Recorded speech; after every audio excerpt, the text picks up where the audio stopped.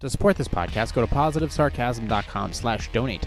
Any amount is appreciated. Once again, positivesarcasm.com/donate. Thank you and enjoy the program. Jay here, positivesarcasm.com. Recorded here from the Spare Parts Studio alongside New Hampshire's beautiful sea coast. Like, subscribe, share, donate. Positivesarcasm.com/donate. Any amount is appreciated for entertainment purposes only. Check out my website, positivesarcasm.com. If you want to email me directly, positivesarcasm@outlook.com, or you can just click on the contact page of my website, and off you go into my land, and I will happily receive and possibly respond to your request, depending upon what it is, of course. If I don't like you, I ain't responding. But either way, anything else? Let's see. Oh, Instagram. Find me on Instagram at @positive_sarcasm. Yeah. Podcasts available anywhere where podcasts are downloadable audio. And then, of course, on YouTube and Rumble for the video version of this podcast. Where was I? Where did I go? On to business. Where was I? Where did I go? Chase, why are you looking at me? You went out. Didn't you go pee?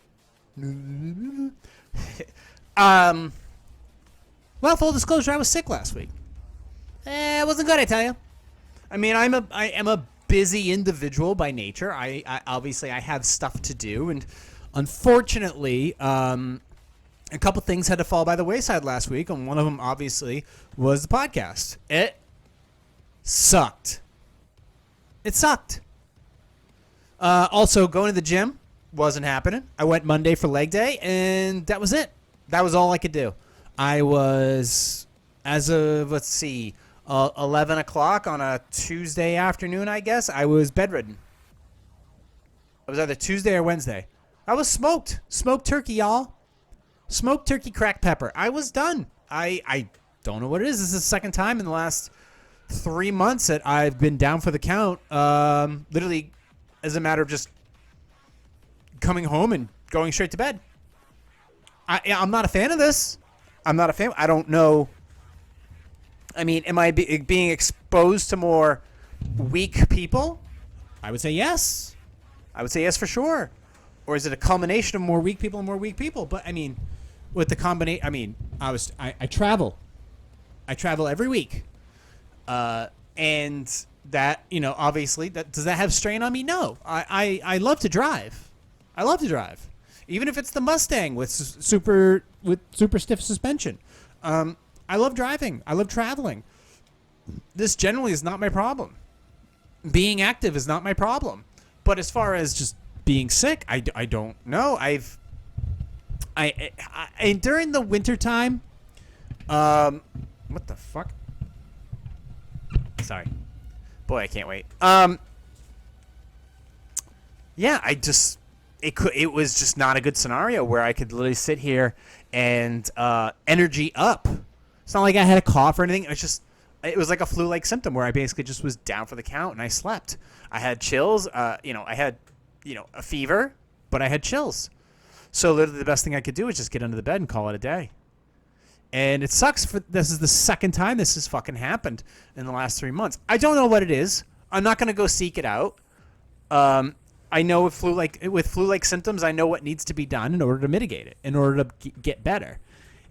But my concern is, obviously, this winter, as far as like trying to bulk, has not succeeded. I put on a little bit of weight, but really nothing more than just relaxing with the food that I eat. But as far as like bulking up to like 190, 195 pounds, not happening. It just didn't happen. I'm probably sitting pretty between 178 and 183, 185 at the most, maybe. At the most.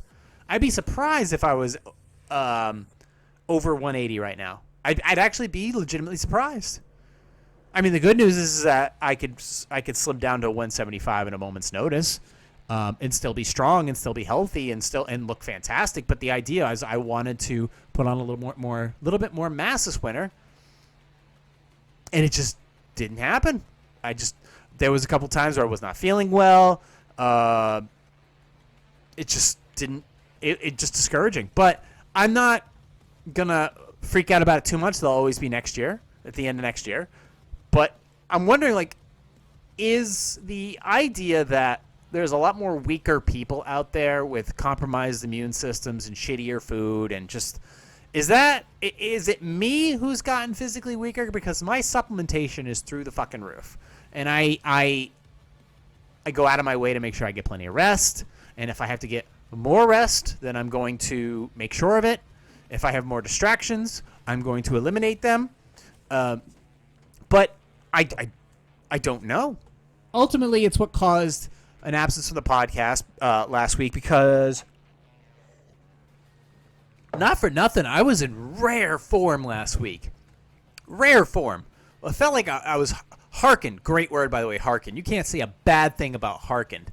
Harken back to the old days of this podcast. I constantly get removed from Instagram because I keep using that same fucking song from the Misfits.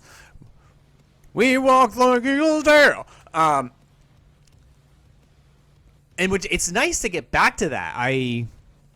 The switch was flipped. I figured out a method to put it back to the days like it used to be. Going from like 25, 30-minute segments to like a full hour of doing this shit. It's kind of nice. And then creating this week in review sample that I do now, like every Saturday, Sunday, or Monday. And I like it. It's got something like the old days, but it gives you a little more glue together of what happened during the podcast in its entirety. It's a bit sillier. I enjoy it. So I'm going to keep doing that. And I have a method now, especially with this new tablet that I use for editing, Samsung Galaxy S8. Beautiful. Beautiful display. This is going to continue to it's definitely re-energized my ability to record and edit and bring stuff to the people. But yeah, I wasn't feeling well. It was sad that I wasn't able to get one in last week, but we ride on. There's plenty of other formats out there that you can listen to, and plenty of other podcasts that you listen to. So, but for me, I want to keep doing it. I want to have repetition, consistency, that type of stuff. So, I'm gonna keep working on it. The next planned hiatus is going to be, I would say, around late April. I would say late April is going to be the next hiatus from this podcast, because that's the determining factor of that is when I actually sign the dotted line to get out of here, of this area, and move, ever so closer to the seacoast. So, but that's to come. So I just wanted to kind of get that out of the way. Where was I? I was too busy. I generally was not feeling well. And the day after my just passing out, I was obviously still under the weather. And as far as like taking medications, I mean, my idea of medication is generally, heat, tea, soup. I mean, I took a Theraflu vapor packet for sleep once, and that was it. So my recovery times are quick, which I do enjoy. My recovery times are quick, and right now the weather is not doing anyone any favors. Right now it looks like a goddamn frozen tundra outside. It's windy as shit. It's cold as fuck, or is it windy as fuck and cold as shit? I'm not really sure. So that is definitely putting strain on myself and Chase. He's sleeping right now. He's almost passed out, but he doesn't like it because his paws get frozen. He doesn't like being out there. I mean, he's got a doggy jacket, but he doesn't like being out there. He generally does not like being out in the cold at all for more than like a minute, and then he runs inside. So it's a bit of a struggle. And I was told that it was going to be a cold-ass winter by an animal control officer from Seabrook. But, hey, you know what? He wasn't wrong.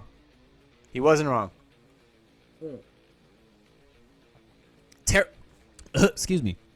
Terrazoo blend coffee from Costa Rica. Quite good. On to that, switching to peppermint tea. I'm loaded up with liquids here.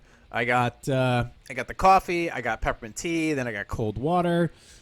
Just not taking any chances. I want to keep my throatsies coatsies.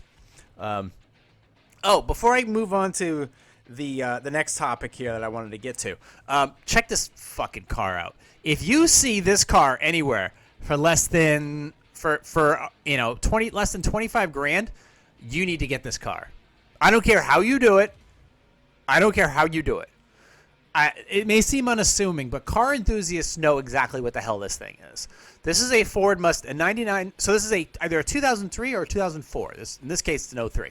2003 Ford Mustang Cobra Terminator Edition. And in 03-04, they only made the Terminator that was standard. So the Cobra only came in this. It's a 4.6 liter dual overhead cam, 32 valve, supercharged, iron block V8. This thing is this is chaos, pure chaos. This thing is a psycho in the streets. Came with an estimated 390 horsepower standard.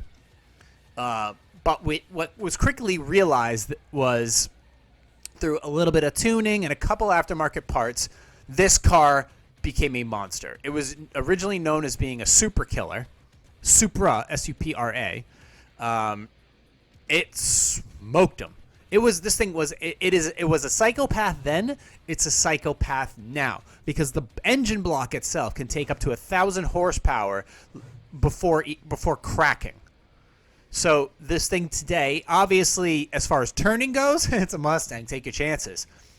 But this thing is a machine, and if you have a chance to buy a Mustang, I know everybody wants to get like a classic, like a 69, like a Boss 302, or a 67, GT500. Listen, forget all that. Cobra R, forget all that. This is the car you want to buy. It's a little unassuming, but let me tell you something about the little engine that could. This thing is a monster. It's an absolute street machine. It is actually, when you put all the pieces of the puzzle together, for 20 grand, this is a Corvette killer. This is a import killer. This is a drag race nightmare. This is with only a 4.6 liter. Okay, I know that there's people out there with 6 liter supercharged, 7 liter V8s, Audi R8 V10s, Lamborghini V12s, Ferrari, whatever. Doesn't matter. You have to be careful when you see this car at the red lights. You just need to. Because you just don't know what they've done to it. Generally, these things are not stock, and not much needs to be done to them to put them at 450 to the rear tires. And it's not what you'd call a heavy car. It's probably only about 4,000 pounds. 45. I mean, the engine's the heaviest part. But when you see that car, give it some respect. But for 20 grand, this is already an American classic. It was an American classic the day it debuted. But understand, I saw this and I just wanted to pay some respects. This one right here has about 97,000 miles on it. I just wanted to pay some respects that I saw this car. It was 20 grand. Obviously, I'm saving up for retirement. I already have a Mustang GT convertible. So I have my Mustang. I love it. But if I just had 20 grand kicking around, I'll be honest with you, I'm not made of money. I'm making money. I have investments in multiple areas. But if I had like that's it. That's the car. I would go out and buy that car right now. And quite frankly, you should too. Somebody's going to buy that damn thing. So, anyways, just wanted to throw that out there. I saw it, wanted to pay respects to it. 2003 Ford Mustang GT Cobra Terminator Edition. Love that fucking thing. All right, where are we at? 13 minutes. Okay. Now, I wasn't the only one that was sick this week. Apparently, so as you know, I love my dog dearly. Pretty sure I had a subject about a podcast topic about him a couple weeks ago. But I'm bringing it back again because this was a health scare that concerned me. I started, obviously, I'll be quite frank. I started noticing that he was licking his junk a lot more, and he doesn't have a lot of junk because obviously when I got him, he was already, neutered. So I noticed he was licking his what do you call it? His area there. There's like the sheath. He's looking at the sheath that surrounds his red rocket, and I was just trying to figure out a little more why. And then I looked closer, and then he had like a yellowish, boogery something there, and then it turned green. And I was like, "What the fuck is this?" Like he'd stretch and it would fall, and I'm like, I don't know what it is. I need to look into this more. And I look carefully. I'm like, now I'm concerned. Now like everything I was thinking about has like kind of stopped, and I'm focused on this. So apparently this is a mucus infection, or a mucus buildup that can happen if his sheath is not properly cleaned. And it sits on the inside, and if it continues to build up, it can become infected. And this is where I get concerns. I don't play games when it comes to veterinary bills. I don't want to have to go through that. So, because you visit the vet, it's like, okay, here's this drug, and this drug, and here's a $300 bill. Why? Because fuck you. That's why. Because they know that if you love your pet enough, you're going to spend whatever amount of money it is to ensure their health and wellness. I didn't want to go that route. So I was like looking up, I'm like, all right, what is this stuff called? This green mucusy shit that looks like boogers. Looks like a sinus infection. Well, sure enough, it's kind of the same thing, only for his pecker. And it's called Smegma. Smegma. It's a green mucusy thing that is kind of normal because a dog pees, and sometimes a little bit of that pee stays on their sheath, and you have either clean it up themselves, or you can clean it because you're a dog. You have a dog, and that's what you do. You clean their sheath. But this was a little bit more than that, because I would wipe it off. And this is the thing. This is a piece of advice. If you love a dog, if you love your dog and they have this problem, you're going to attend to it. This is just the reality of life. If you have a fucking kid, do you let that? You let the kid run around with a shitty ass, or you clean that shit up? So I cleaned it up. It was still there. I bought baby wipes. Didn't go away. I'm like, all right. So I go online. Obviously, go online, do a little internet research, go on YouTube, see what they're doing. And they're taking this shit, this just like, I don't know, some type of solution, or it's like a drug, obviously. It's some type of antibiotic or whatever. And they're literally like holding the dog's sheath, and they're injecting it like, I don't know, they're going like this. They're basically taking like looks like a turkey baster, a little turkey baster, and they're just sort of like, imagine this is a dog's sheath, and they're like putting this, and they're just inside of it, and then squirting like a solution in there, holding the tip of it, and then like basically jerking the dog off to get the solution inside the sheath, so that the solution is getting on everything to clear up the infection. I'm like, okay. Well, what kind of drug is this? And I'm like, well, obviously I don't have access to this fucking drug. And if I did, and I went to like Petco or whatever, or Walgreens or some shit, I'm only assuming they're charging a ridiculous amount of money. I'm like, okay, well, what else cleans a situation like this that I can spray, that I can put in this dog's pee hole and not kill him? All right, so I immediately stopped what I was doing, and I'm driving, and the storm front's coming in. The storm front is basically here. It's cold out. It's getting slippery. I'm like, okay. So I come to a halt. I go into the freaking grocery store there. I go and get hydrogen peroxide. Why did I just go fucking... I got hydrogen peroxide, an antiseptic cleaning fucking solution with lidocaine in it. I get those two things. I'm like, okay, and I leave the store. So hydrogen peroxide people use sometimes for dogs to get them to throw up things. It's a solution that you can put on wounds and things like that. But I don't know if it's ever been considered like you put it inside of a dog's dick. When I say dick, I mean to the inside of his sheath, not necessarily into his wiener. Yeah, we're talking about this. This is important. You shouldn't shy away from this stuff, because this can hopefully prevent a really expensive visit to the vet. So I double checked these items on the internet to see if they're like super toxic for dogs and stuff like that. But I'm like, okay, well, this stuff cleans wounds. So I'm like, all right, let me see here. So I looked at all the ingredients that I was putting in there, and I'm like, obviously this is designed for humans. So I'm like, okay, there's that. So I have hydrogen peroxide, this antiseptic with lidocaine, which is safe, and then I have saline spray. But how do I inject this? Because all I have right now is basically a way to like rub it on the surface, okay? And I'm like, okay, let me see what else I got. So I happened to find this food injector that I had, this like actual nice little kit. But the problem is the actual insert piece that you screw or push on, it's metal. It's a fucking needle. It's a hypodermic needle practically. So I'm like, fuck it. So I grabbed the middle part, which is just plastic. And I'm like, well, this should work. Fuck it. So I basically create a solution, a watered down solution of this antiseptic, a little bit of hydrogen peroxide, which will clean out any dirt or any infection, things like that. And I take this freaking thing, I fill it up maybe about that much, about, I don't know, an ounce worth. I put Chase in the shower. No water, just standing in the shower itself.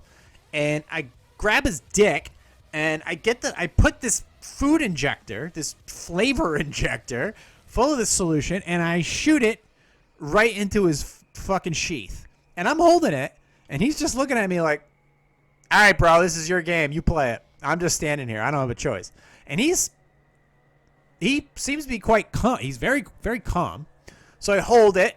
I make sure that it's like in, around, and all that stuff. And then I let go. And I swear it looked like his dick had rabies. It came out, obviously, like bubbling because it's hydrogen peroxide, which means if it's hydrogen peroxide and it's bubbling, that means there's dirt. There's dirt and something, debris or pee, whatever. So it fizzles out. It fizzles out. And then I make sure it's all. And then I do another injection and rub that around. And he's not, I'll be honest with you, he's not hard. He's not enjoying this. But he's a trooper. He knows what I'm doing is for the best. So he knows that because he's been licking the shit out of this goddamn thing like it owes him money. And I'm in there. And finally, after the second run of this hydrogen peroxide / antiseptic lidocaine with water, that's done. It all fizzles out. I make sure that the vast majority of it is out of his out of his sheath area, his sheath covering. After that, saline, which is actually good for dogs. You use saline as an eye droplet for nose issues. First of all, saline is it's a spray that you use to keep your nose moisturized during the very dry winter. You also use it. It's an eye wash for dogs. It's very good. Dogs get mucus buildup on their eyes during a couple of years ago when he was by Hampton Beach when we lived there for the winter, and it got bad in his eyes for a while. So I immediately stopped. I got it's like a tea, like an herbal tea like solution, and some saline spray as well. And I put that on his eyes, and literally within a couple days, the shit cleared up. And his eyes were so much better. So I did it again one year, and his eyes cleared right up. I actually had a problem with fucking pink eye last year. I used the same shit that he put on his eyes on my eyes, and literally, and I put it like and I took a tea packet, an actual wet, like a tea bag that I just used in my tea, and I put that on the same eye. The next day, that whole infection on my eye was completely clear. It's like, why the fuck are people using drugs? It's wild to me that these just simple household, first aid kit appliance items are doing the trick. So after that, I was like, okay. So I took a little saline spray, and I put that in the flavor injector. By the way, I did wash this thing because obviously I'm not going to throw it out. It's a perfectly good flavor injector, so why keep, yeah, it was in my dog's dick. Fucking whatever. And I took the saline solution, just saline with a little bit of, and put that in, grabbed his sheath and shot that in there and rubbed that around, and obviously, and let that empty its light. Now, once you put it in there, it comes back out. Once you let go of the tip, it comes right back out. So it comes out like just in a little pee stream. So I did that a few times. And ultimately, the vast majority of whatever infectious mucus, or smegma as it's called on the internet, dissipated. And then I rubbed it down with a baby fucking, baby wipe. And then I went to bed. Made sure he went pee before at night. A good one. Wiped it down. Went to bed. Woke up the next day. Wiped it down again. And then after about a day, I put another, squirt of saline solution up there. And it seemed to be quite clean. So I'm just going to monitor it throughout the week and reapply just saline solution at this point. And I'm happy to say that it seemed to work. He's very happy. He's not licking as much. He's healthy.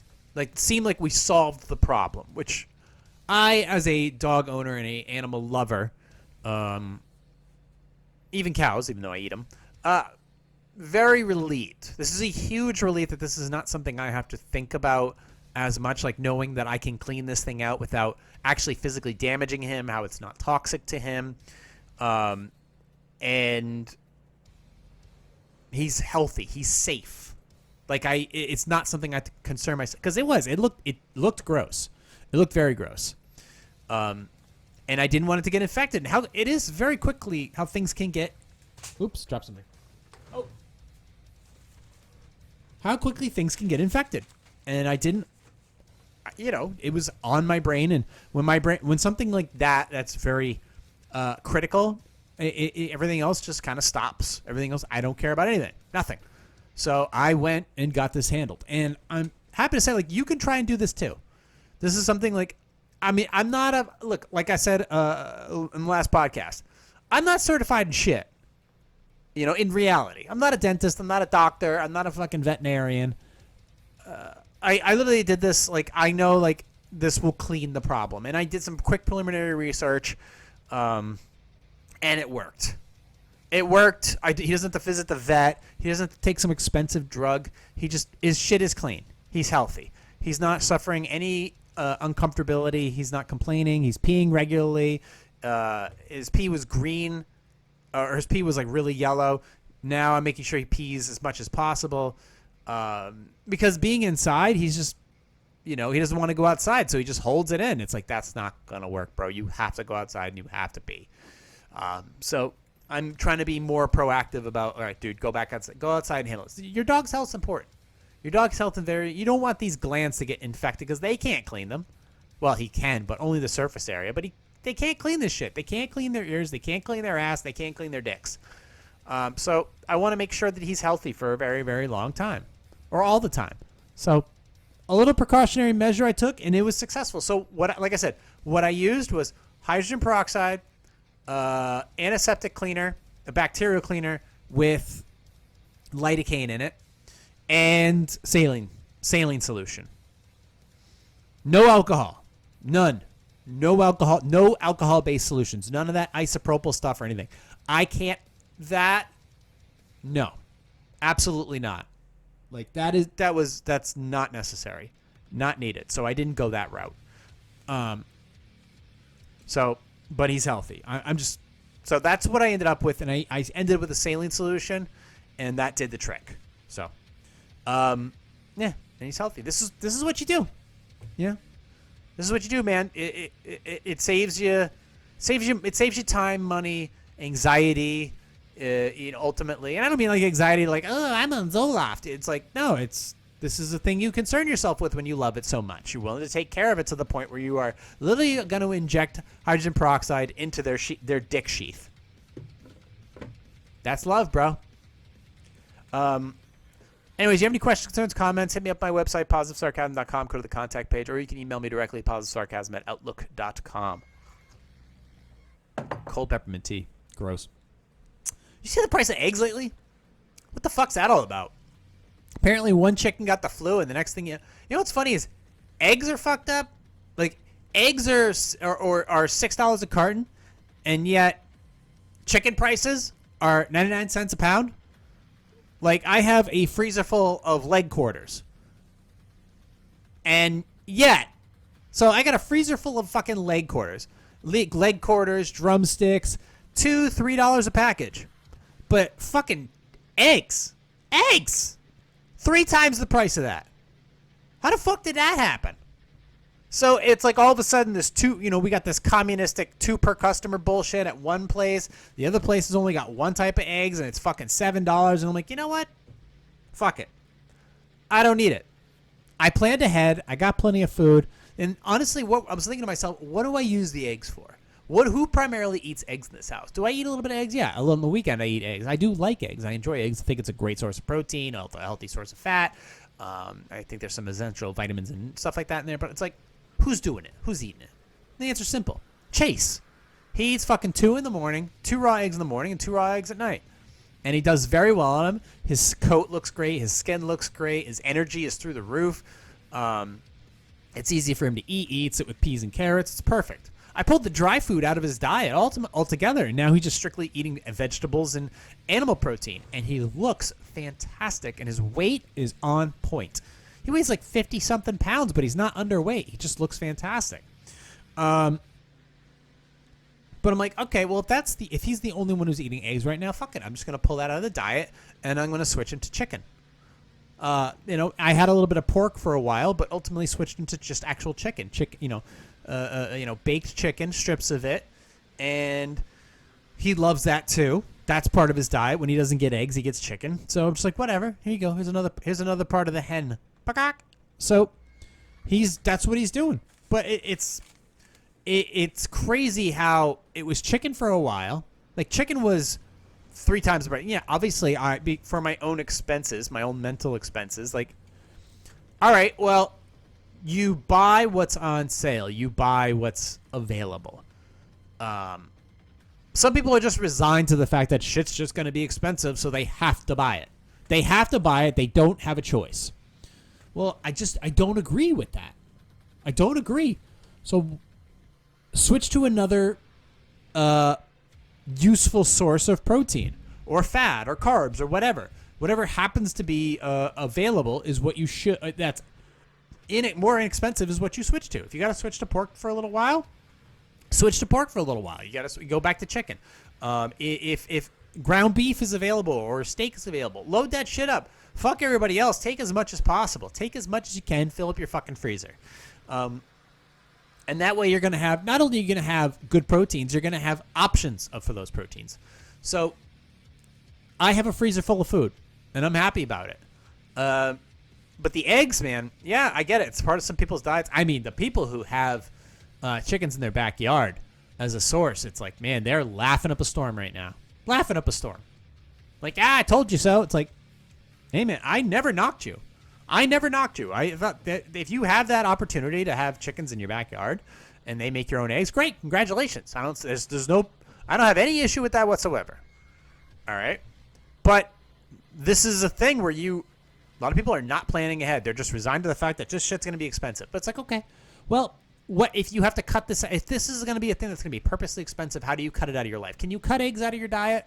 I guess you can. It's not something I'd recommend, but if you got to cut something out of your diet for a while at least, then go ahead and do it. If it saves you money in the long run, you don't have to be resigned to it until it comes back available for you. But this never-ending pursuit of financial security that I have, that I try to convey, is a no bullshit line in the sand. Like, if it's just giving you more problems than it's worth, ultimately, it should be cut out of your life. It should be cut out of your life. Like, here's another example. Eggs are one thing. Eggs are going to come back. There's always a path forward with eggs or proteins or something like that. There's always a path forward.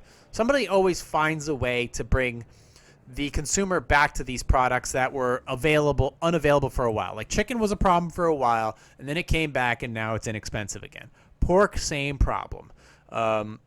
We haven't solved the beef issue. That's still expensive right now. But there have been spurts here and there of the ability to get this stuff for the cheap and quickly. So, but eggs is now the target. Eggs is now the thing. But I still don't get, like, chicken's available, but eggs are not. It's like, how can one be cheap and the other one expensive? It's like, all right, bro. Well, I know, like, ultimately, like, the places that produce eggs, they only produce eggs. Whereas the places that produce chicken they only produce chicken. So it's like different, it's a different farm, a different part of the farm. This is their purpose, and their purpose is now upended. So that's driving the price up, or making things unavailable. So, okay, fine, whatever. Well, all right. So that's a necessary. Eggs are, to me, a necessary item. But when it comes to other things that just give you more issues than it's worth, when do you say enough is enough? So, for example, I apparently went to go. I have very few bills. Very few bills. I have an electric bill that I pay. It's cheap. I have an internet bill. My cable bill, which is an internet bill. That's my most expensive bill. Most expensive. That's the only one I really can't negotiate with right now. I've tried. I tried with like Rocket Money and things like that. They're like, nah, it's kick rocks. But then I went to, and then my insurance was really low. I have a little bit of insurance on my Mustang. And it's like, okay, fine, whatever, just in case. And then I check the bill. I go to pay the bill, and I see that it's almost complete. I almost doubled, and I'm like, okay, my money. I'm gonna find out what's what. Make a quick phone call. Ask them point blank. Why is my bill doubled? Okay. They said, there's another user on the plan, on the policy. I'm like, oh, really? Okay. So I went and looked at the policy. I went, oh, okay. I see how that could be possible. All right.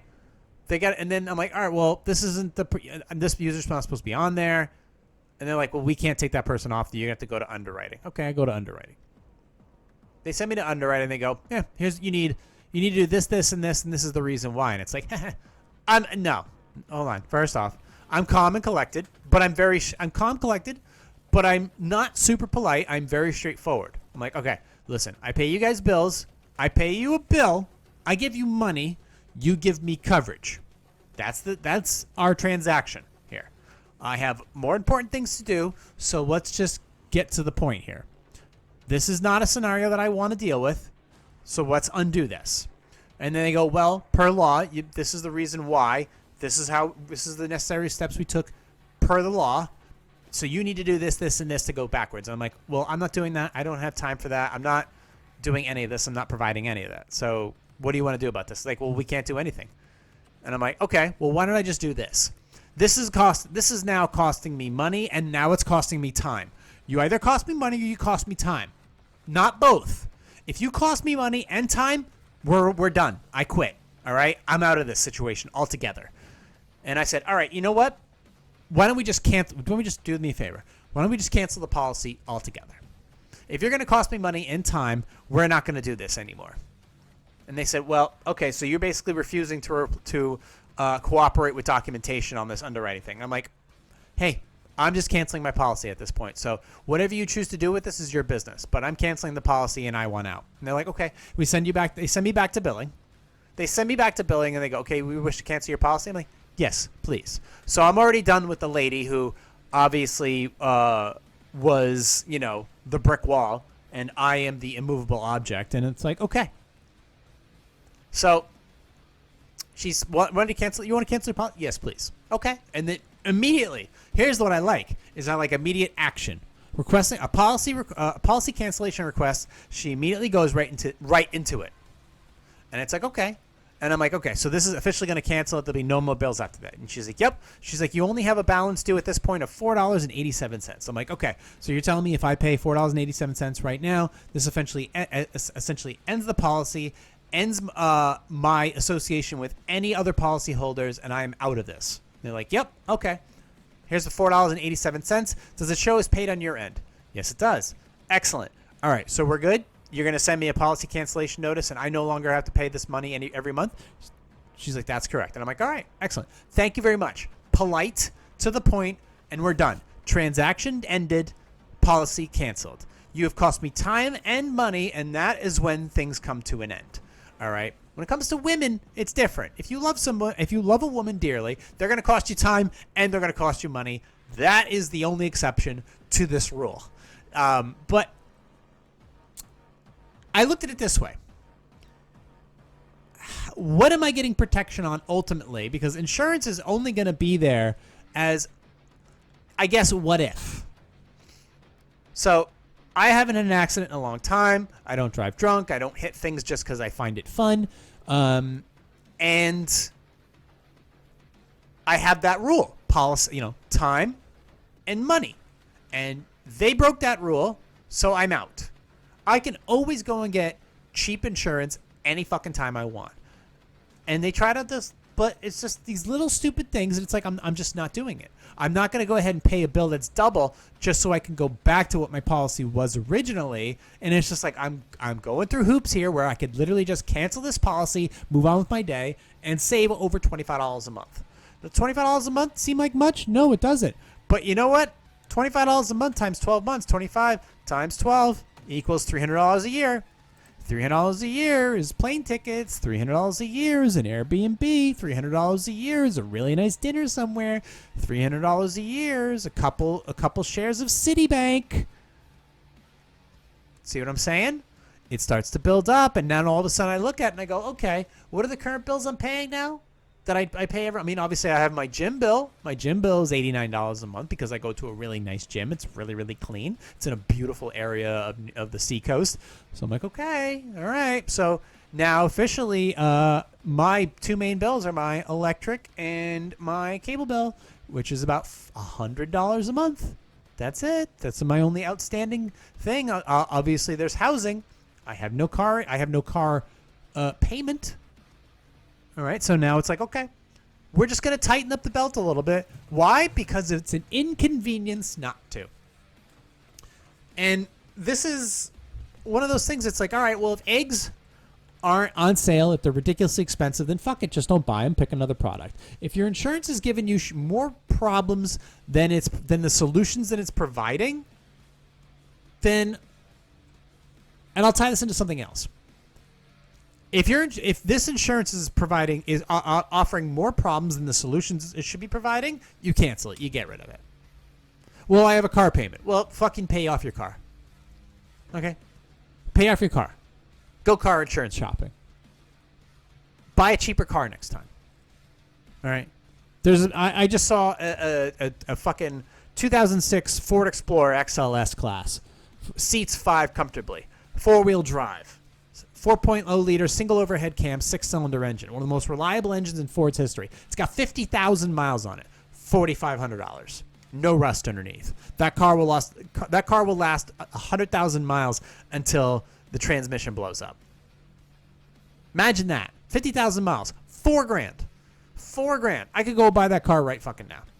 But I already have a Ford Explorer class SUV. I have a Mercury Mountaineer, which has the third row seat, which I don't need. It's only got 64,000 miles on it, which is fine. So, excellent. That car will last me till 85,000 miles when I go to sell it. So I'm all set. So, these are the things. I mean, I know what I'd really like to do with that SUV, but I mean, I'm not going to tell you. But that's a perfect car. Ford Focuses are cheap. Ford Explorers are cheap. There's cars out there that are good cars, that are actually reliable cars. You buy them, and you can get them in low miles for low cash. You don't have to really buy insurance, or you can buy, what do you call it? Liability insurance, which keeps the overall cost of the car down. They're older cars, too, so the registration is cheaper.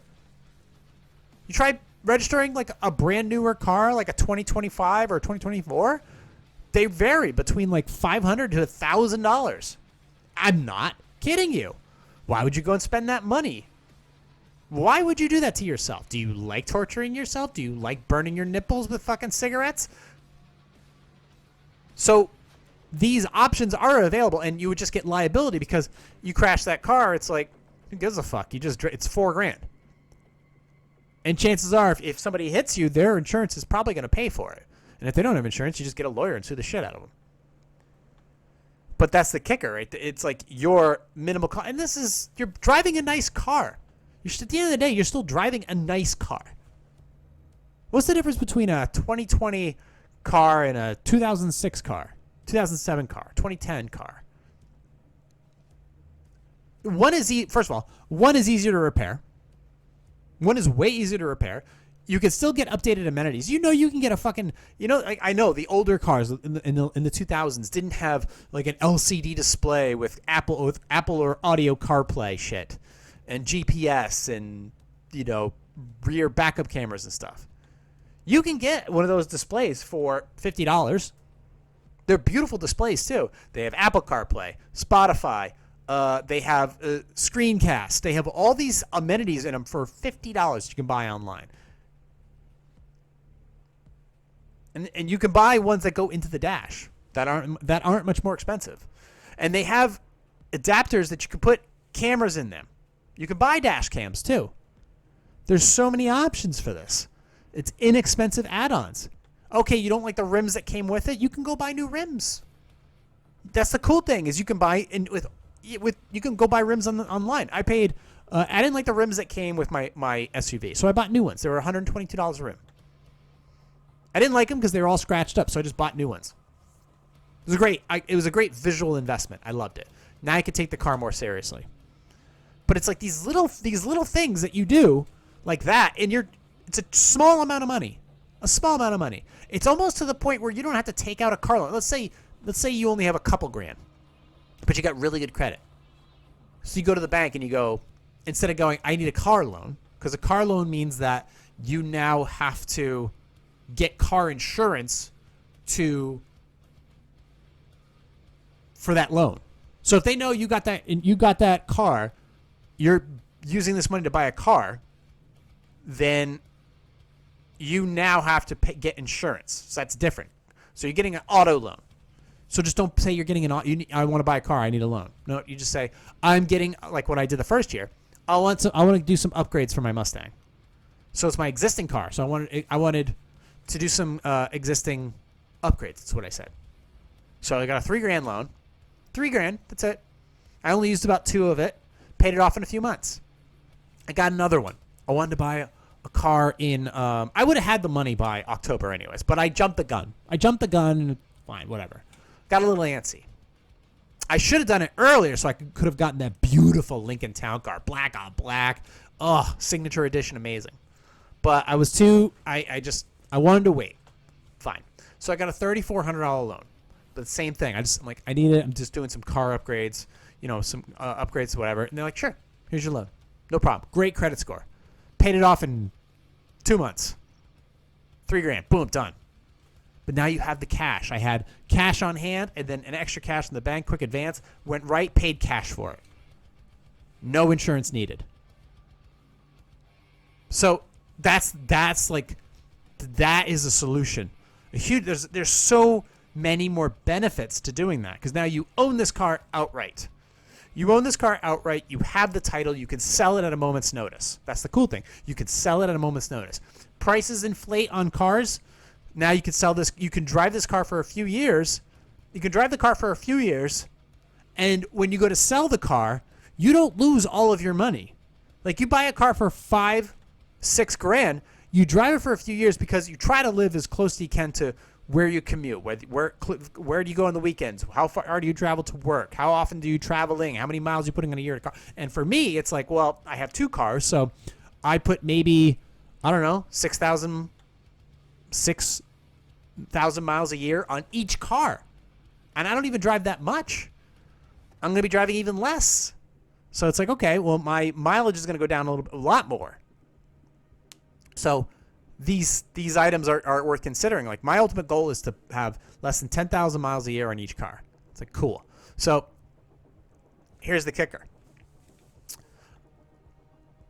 You'll have a car for a few years. You'll put maybe 30, 40,000 miles on it, and you can sell it at a point where you've only lost like half the value. So you buy a car for 6, you sell it for 3 or 4. It has like 80, 90,000 miles on it, but you're still going to get for that money on an all-wheel drive SUV. An all-wheel drive SUV with less than 100,000 miles, you're going to get $3-4 grand on it.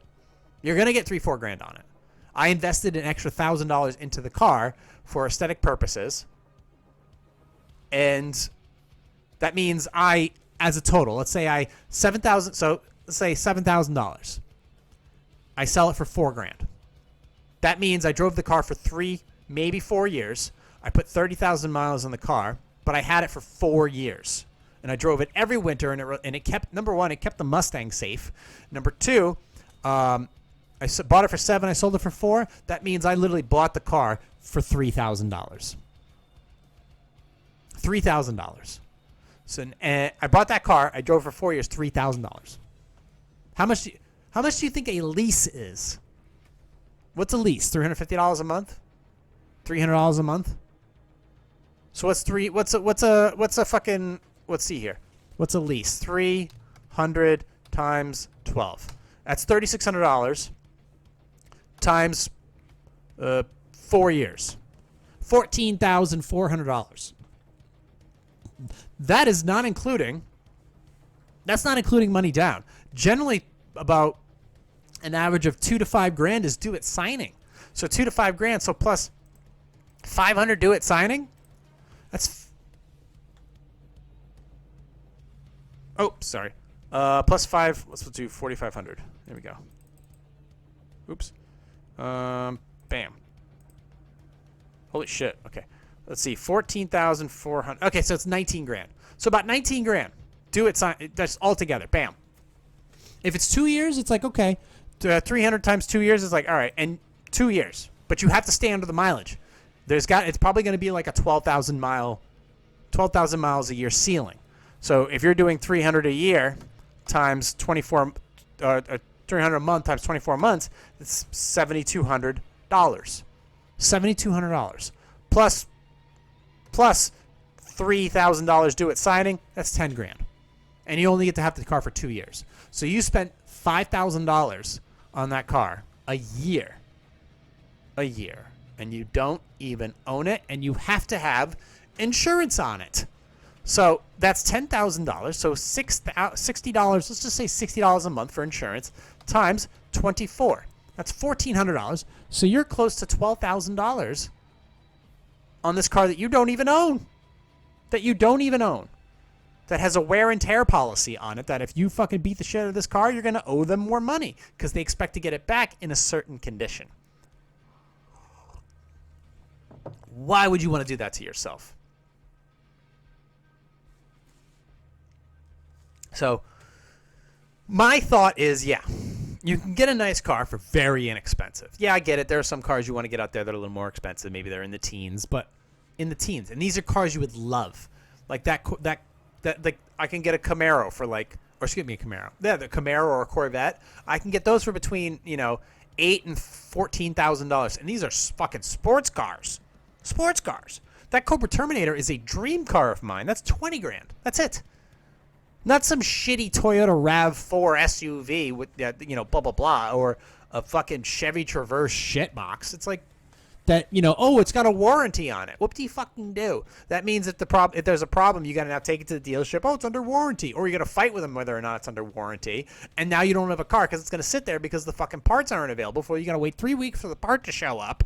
And you got to figure out how you're going to get to work or do whatever, or how you're going to get your kids from school while your piece of shit car that you have this giant ass fucking payment on, which is probably $350 a month, gets fixed and returned to you.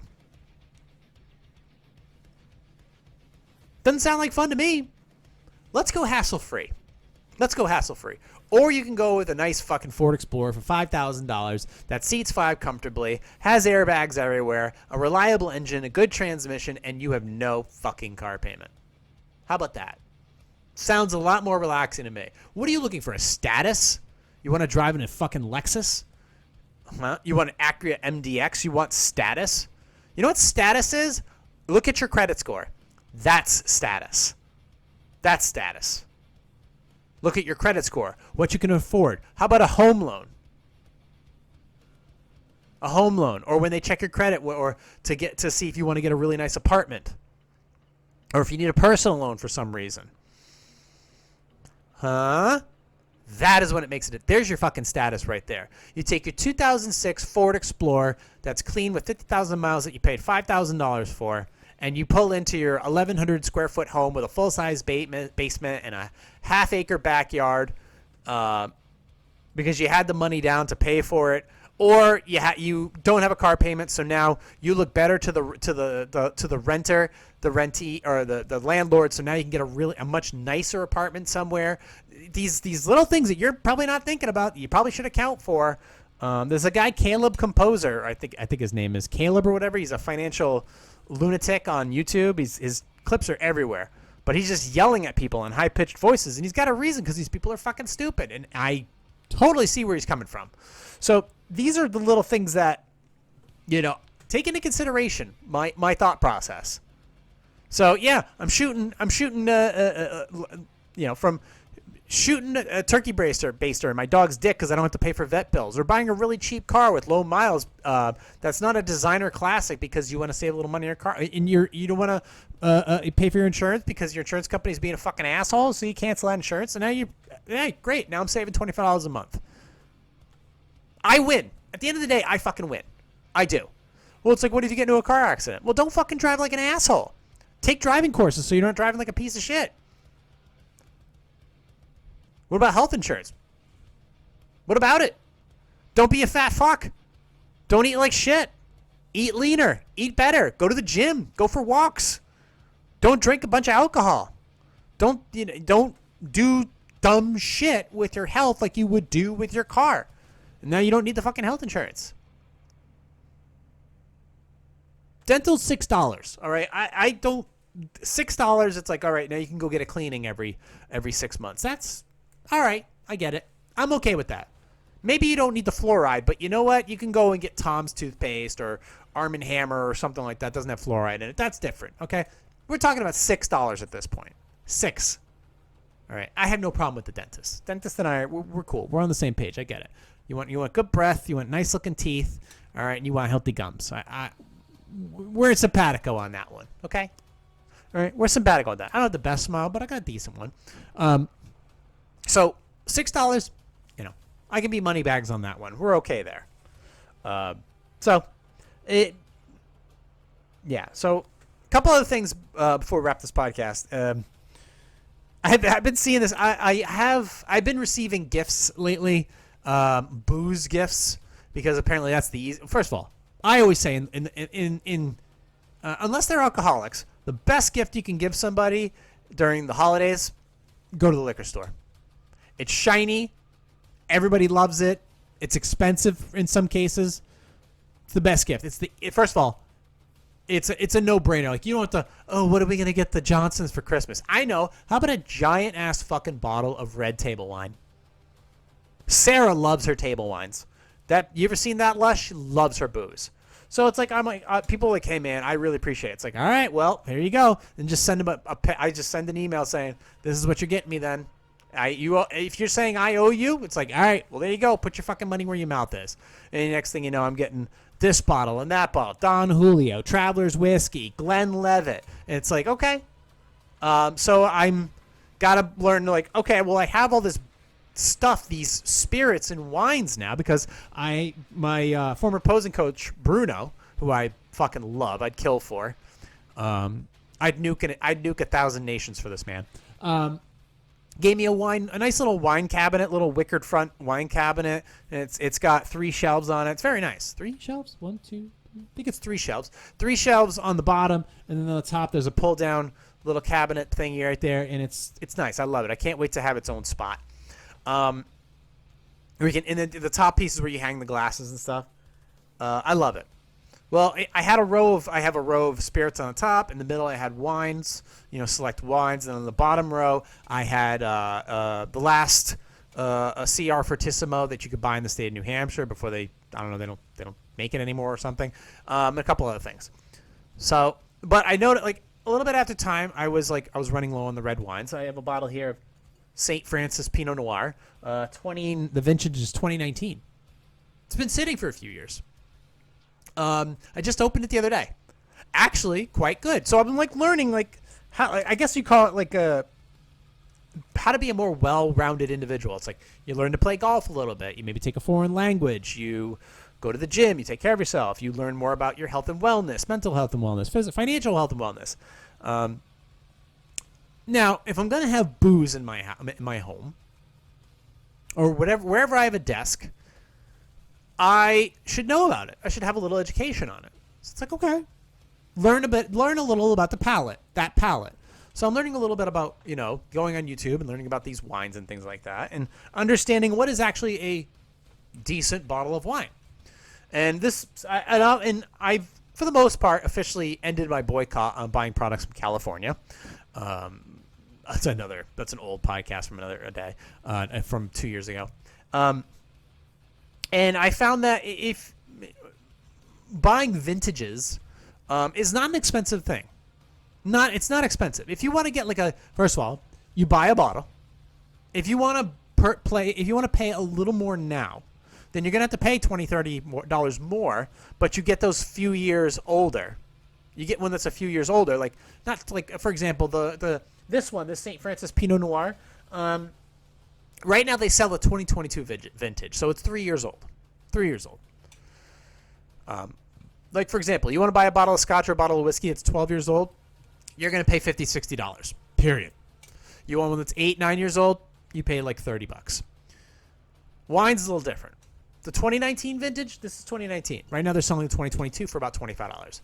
I'd have to go find a 2019, which is a vintage. But I tried it. I was listening to a couple people online, and I was like, okay, this is good. This is actually kind of good. Looking at how the thing layered and what I'd actually be looking for in flavor, and this is actually, now that I understand it a little bit more, it does taste better. Now I am in no ways a connoisseur. I just enjoy the things that I'm looking for, and it's not like I'm going out there and buying every single Apothic. Apothic is a blend that gives you a headache the next day. But this was nice. It finished well. It had those flavor notes that I was looking for, and I enjoyed the shit out of it, because spirits don't continue to age once you put them in the bottle. An 8-year-old bottle of whiskey stops aging when you put it in a bottle. Wine does not. Wine actually will continue to age, and actually it will begin to, and maybe a little bit, it will start to evaporate a little bit of that wine will disappear from the top. But as long as no oxygen gets to it, and it stays at a certain angle, and it's in a halfway decent climate, you'll have no problems once you open it. And I'm enjoying it. Now that I understand it a little bit more, I enjoyed the fuck out of it. I actually do it. So what I'm planning to do is, I still have another couple bottles left. I have a bottle of Curmudgeon, I have a bottle of Cabernet Sauvignon, then I have another bottle from Spain, I think it's from. I want to buy a few more bottles and throw them in the rack and let them sit for a few years. But I'm figuring a 5 to 7 year old bottle of wine will do me good. I think that'll be perfect. So I have a few left. I have a 2018 sitting in there right now, Cabernet, which I think will be good. But I want to get into, and then I have one that's from 2010. I have no idea what to expect with that one, but I am curious. And then, of course, I have the CR Fortissimos, which is a strong California table wine that I don't guess they don't even make anymore. You can find it online, but good luck. So, first off, St. Francis, shout out to St. Francis. They have multiple vintages out there, or multiple types out there. This is the classic blend, just the normal one you'd find. But it's not expensive. It's about $25. And it was very, very good. Very, very good. So, I'm going to get a few more bottles, throw that in there, and let them age. I have one from 2010. I have a couple other bottles in there. I'm going to get a few more. What else was I going to say? I don't remember. Oh, port. The big one was port wine. Port wine was the one that you find that is generally, when they find those things aged, those are the ones that everybody gets excited about, apparently. So what I need to do to finish up with this segment here is I'm going to see if I can go find myself a couple bottles of port.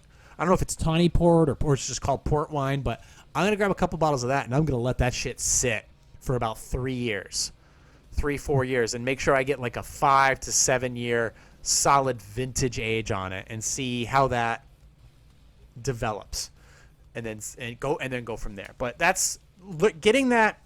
The more well-rounded individual part of this is understanding what I actually have in my collection to get a better sense. And it's not to be snobby. It's just I have this option now, so I'm going to exercise it. I have these things that are aging, so I'm going to try them a little bit. So these are a couple things that it's something you should look into as you get a little more. And it's not an expensive It's not really a hobby. It's just something I have that I'm available to. But I'm trying to learn about. This is another thing I'm trying to learn about. Now, with white wines, that's very different. You have a white wine maybe 6 months to a year. You better fucking open that thing. They don't sit. They don't generally like to sit. But with red wines, it's a little different. Red wine, I'm talking about like Cabernet, Merlot, Port, those types. To end the podcast, I am a little curious. For closing up, this is the final thought. What is the next version of the Spare Parts Studio going to look like? I have a couple pieces in mind, but what I'm thinking in my head, if I was to put it together now, what would it look like? And this is kind of like a desky. I don't like the desk sitting here with the monitors right in front of me. I don't like that. It serves a purpose. It's what I have available to me at the moment. But what's the next version of it to me? Well, I found a picture of the old Spare Parts Studio. And I want to go kind of back to that somewhat, where you're kind of like chilling back in a chair. There's not a lot of screens in front of you. And it's a little more relaxing where you're just sipping coffee and riffing without all these things in the way. And I want to go back to that. So I think I'm going to incorporate like one big screen TV with everything attached to it. The server, which holds all the data for the entire studio. It runs the podcast on its own. Basically just holding all of the, basically like I'm sitting back in a beautiful white tufted chaise lounge with a throw blanket on it with a cushion that you put a wireless keyboard and mouse on. But which means you can operate the screen from a distance. But a big enough screen so you can see across the room. But it's not in the way. It's not right in front of your face, like right now. But it's farther away. So it's more of a relaxed setting, so I can be more animated. So I can be more just one with the sofa and with the environment I'm surrounded by. And its own environment, too. It's not incorporated with anything else other than just being an office that's designed to be creative. And I could sit there and do my editing in there on a relaxed chaise. And then I could just put that aside, start doing podcast work, and it's just going to be a screen, a big screen TV, like 46 inches is what I have available to me right now, which is perfect. And put that on the other side and have the server attached to it and all the computers that are going to be operating in that room all attached to one screen, one TV screen, so that I can switch from one project to another. So not have a bunch of wires running across the studio floor and just have a nice, beautiful setting with the pictures that I want to have up and the objects that you get to see right there on display, and have a kind of a, once again, harken back to the days of the podcast when it was in its best form. And so was I. And I hope to debut something like that in the next few months. And that's what I'm starting to imagine. I can imagine a white chaise lounge with me completely free of any screens right in front of me in a more open setting. And I look forward to that. So I want to close on that note, but it's starting to build in my head, and I cannot wait to share it with you all. But I will be patient. You can find me on Instagram at @positive_sarcasm. If you have questions, concerns, or comments, you can email me. You can direct message me there. But ultimately, the best way to get a hold of positivesarcasm.com is to go to the website, positivesarcasm.com. There's a contact page right there, just simple information. I don't hold on to your data. I don't need it. I don't market it. That's not my quest in this journey of life. It's just to help those out who want help and questions, concerns, comments, whatever it is. So check out all my information. Check out my vlogs. Check out my blogs. Check out my other projects that I've been working on. And, like, subscribe, share, donate, positivesarcasm.com/donate. That's appreciated. You can find me anywhere where podcasts are downloadable audio-wise. YouTube and Rumble is where you go and find the video version. But 5 subjects, and we're done. Thank you for listening, watching, and subscribing. We are back, baby. I'll talk to you all next week. Recorded here from the Spare Parts Studio for entertainment purposes only, alongside New Hampshire's beautiful seacoast, right now covered in snow. This has been a Positive Sarcasm presentation.